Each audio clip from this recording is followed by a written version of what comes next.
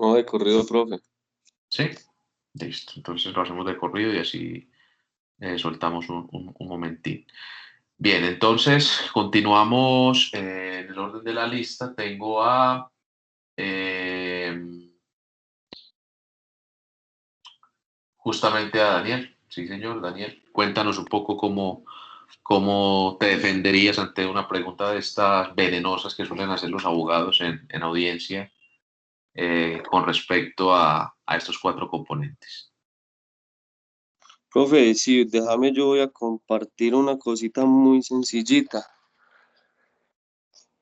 De una. No sé si ya lo ven. Debe estar sí, ya está cargando. Gracias, Juan David, la acotación que realizas en el chat sobre las sustancias. Gracias. Bien. Sí, adelante, Daniel, por favor. Ya se Explícanos. ve.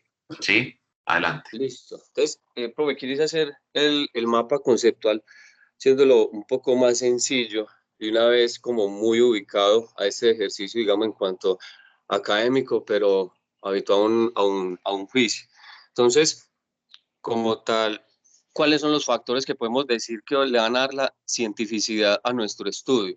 Entonces, podemos empezar primero con la parte anatómica. Entonces, si yo le voy a dar la cientificidad, yo le voy a dar como tal todo el carácter científico y académico con respecto a los autores, porque a mí no me interesa hablar de otros autores, de otras cosas, si estamos en documentología. Entonces, como tal, en el principio anatómico, en la parte anatómico, Clages acá es muy enfático y nos dice como tal que no pueden haber dos que escriban de manera absolutamente Clays le suelen idéntica. decir a este. Clays, pero Clegues, bien. Sí, tranquilo, Daniel, Clegues. adelante. Listo, gracias, profe, por la corrección. Clegues. Entonces, nos dice que no pueden haber dos personas que escriban absolutamente idéntico. ¿Por qué? Porque ese movimiento del el escritural está estrechamente encadenado con los movimientos de las falanges, de la muñeca, el antebrazo, y como tal entonces estarían participando características personales del escritor como tal. Entonces ahí se establece lo que es la escritura, es el resultado concreto y permanente del movimiento gráfico personal. Ahora bien, eso también como tal, Clegg nos dice que el gesto gráfico está sometido a la influencia inmediata del cerebro. Entonces, como parte anatómica, entendemos ya que el cerebro es lo primero que va a condicionar la escritura. Y el órgano que escribe no modifica la forma de aquel funcionalmente normal y está adaptado suficiente a su función. Esto nos quiere decir, por ejemplo, el cerebro como anatómico es el primero que va a empezar a dar la orden de escribir. Inclusive se hacen estudios que, por ejemplo, heridos de guerra pierden sus manos y ellos aprenden o desarrollan la habilidad nuevamente de escribir con la mano, con la boca o con el pie. Y se puede evidenciar que aunque cambien de mano o que cambian ya por la mano, se conservan características iguales porque está reflejada también parte de la personalidad, pero todavía no quiero tocar la personalidad como tal. Acá también Claes nos dice que el aprendizaje de la escritura se van a utilizar los mismos signos, inclusive porque cada niño, ahorita lo hablaban, cada niño empieza con ese modelo caligráfico y lo va a realizar siempre de manera distinta. ¿Y por qué lo hace de manera distinta? Porque él va anatómicamente evolucionando, entonces le va impregnando, le va improntando sus particularidades. Y por último, Merchesan fundamenta las leyes de la escritura, en tanto que la escritura como la mímica son movimientos que se producen por contracciones y relajaciones de los músculos, que a su vez son controlados por nervios y ambas están vinculados al carácter de la persona. Entonces, como componente anatómico ya tenemos la primera establecida, ahora vamos por el segundo, el fisiológico. Fisiológico, por ejemplo, Serratrice y Javid dicen que la escritura no es más que un movimiento, un gesto individual, un gesto fino que está íntimamente relacionado con los aspectos fisiológicos de su autor, y en el que se pone de manifiesto aspectos como el psiquismo del escritor. Cuando nosotros vemos la parte fisiológica, vamos a ver que hay una estrecha unión entre la anatomía y la fisiología.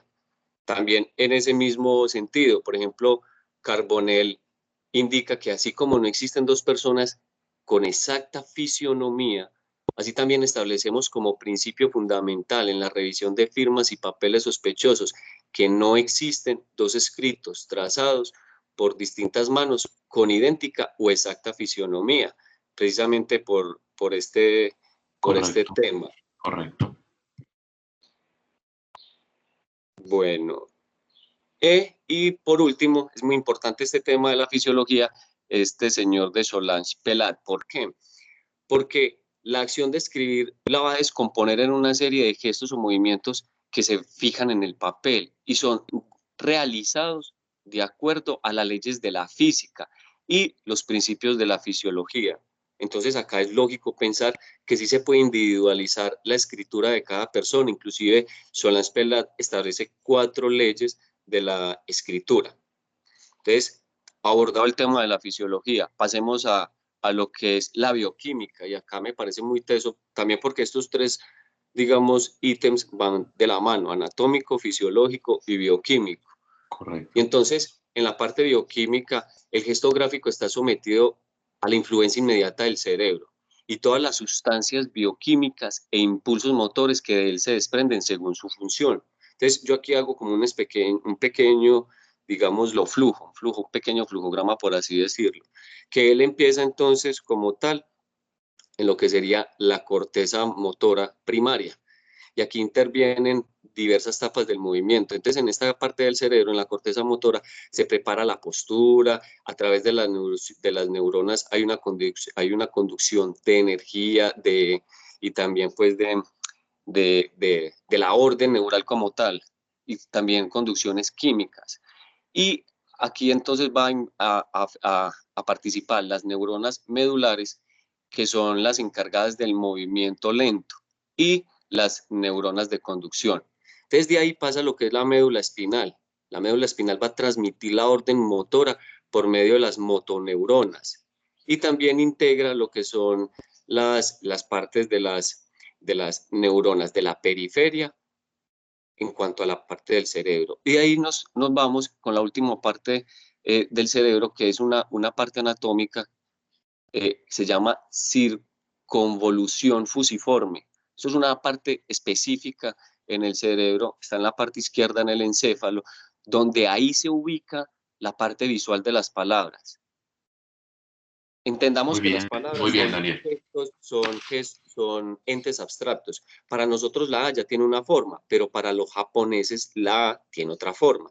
Correcto. Entonces, ahí en esa parte en el cerebro esa es la famosa representación iconográfica que hablábamos en la vertiente psicológica. Muy bien, Daniel. Exacto. Entonces, en esas 3 áreas, como yo las describí, es donde se hace todo ese proceso en la escritura. Ahora bien, hay 3 partes o 3 cortezas en el cerebro, que son la exegner, que es de donde están las imágenes auditivas y se van a transferir gracias al movimiento. Estamos hablando del movimiento de la mano, ¿cierto? En el lóbulo parietal superior izquierdo se almacenan los códigos internos de la forma de las letras. Y ellos son generados y producidos ahí en esta parte del lóbulo parietal.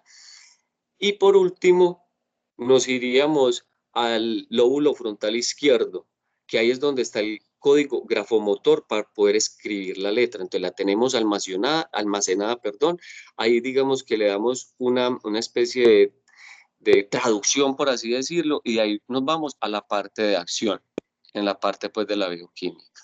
Y queda como tal ya tocado el tema de la bioquímica. Ahora nos vamos por la parte de la psicológica.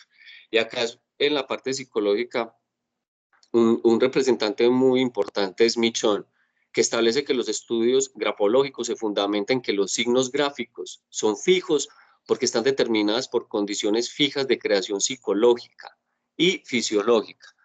Inclusive hay otro autor que aquí de pronto no lo nombro, pero sí lo menciono, que es Camilo Baldo. Él hace un tratado en el cual señala que la singularidad de la escritura manifestada por un sujeto no se puede imitar. ¿Por qué?